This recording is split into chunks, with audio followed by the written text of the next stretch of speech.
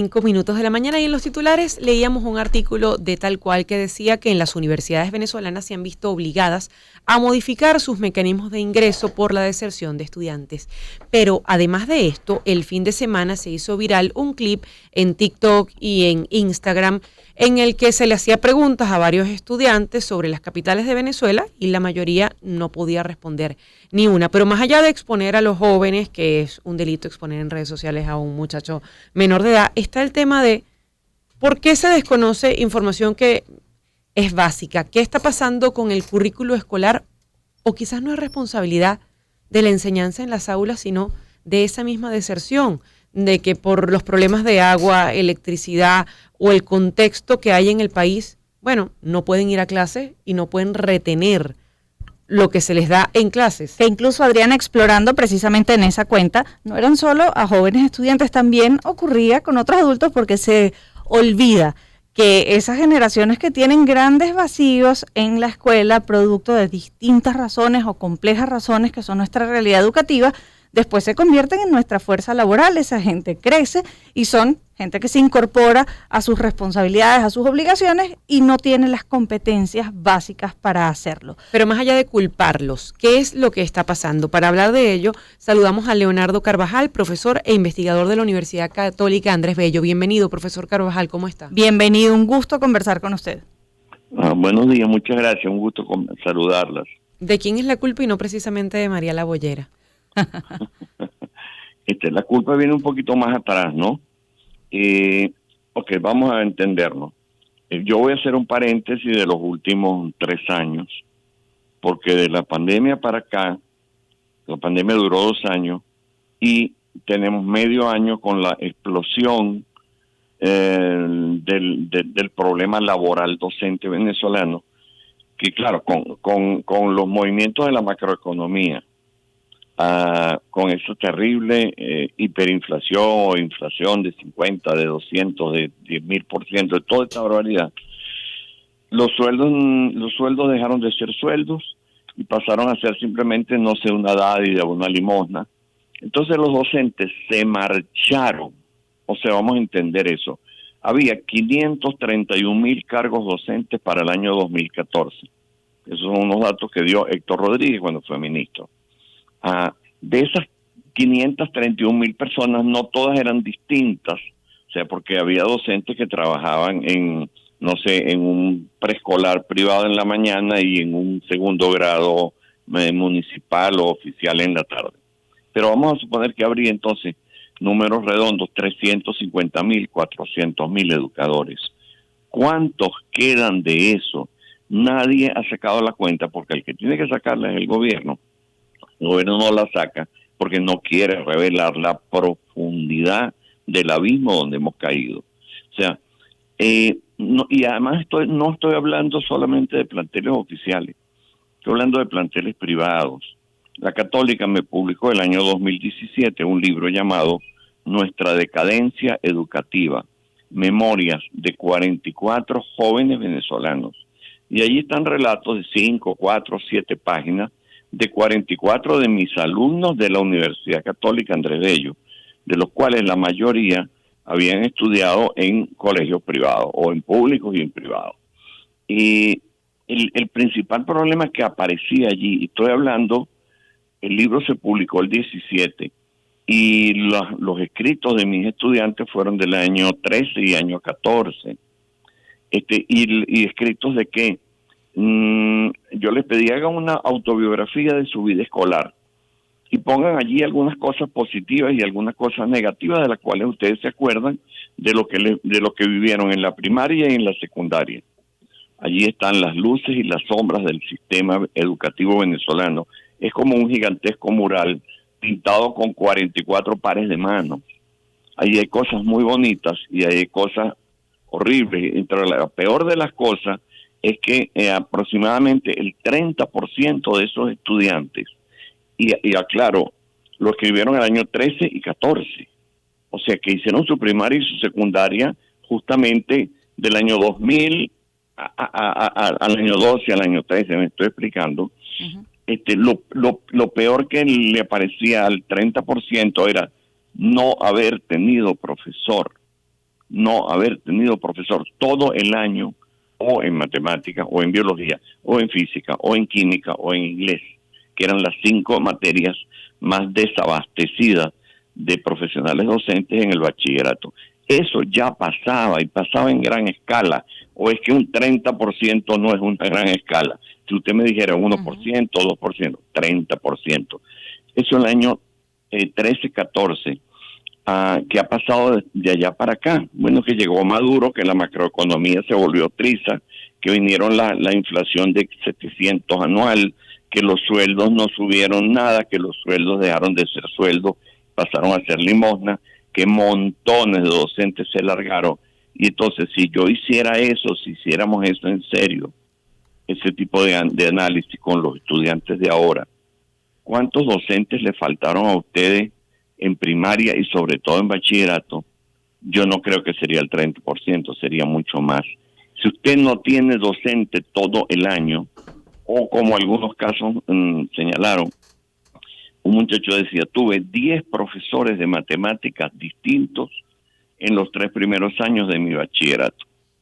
O sea, porque los profesores no aguantaban, no les resultaba el sueldo, se iban, estaban un trimestre, venía otro. Dice, yo no aprendí nada. O sea, porque eran autobiografías reflexionadas. Eso está pasando. Entonces está pasando en historia. Los muchachos venezolanos carecen de la dimensión histórica y también están careciendo en gran medida de la dimensión matemática. Son los dos grandes fallos que yo como educador, que los recibo en la universidad, advierto. Entonces yo les hago de vez en cuando unos quiz, unas pruebitas para ver. Y por supuesto yo vi la entrevista. Yaracuy, capital de Yaracuy, del Tamacuro, o sea, no tienen pero ni idea. Pero es que tampoco tienen idea de historia. Te voy a poner un caso, podría poner, aquí los tengo, las pruebas del delito académico. Yo les hago una pregunta, decía, mire, quiero que se recuerde 3 acontecimientos, 3 hechos significativos en la historia de Venezuela del siglo XX. La respuesta de uno está aquí. Primer hecho, la libertad de Venezuela. Venezuela sale del yugo español en 1942 y continúa respondiendo y dice, al librarse Venezuela del yugo español, surge como nuevo método de alimento el arte de la pesca. O sea, después de esto, ¿qué? O sea, fue en 1942 cuando nos liberamos de España. Nadie aquí se comía un carite ni una merluza, o sea, se descubre el arte de la pesca de 1942 para acá. Ahora, ¿qué es lo que aprendió esta chica? Esta chica tiene 12 años de escolaridad y pasó por planteles privados y por planteles oficiales.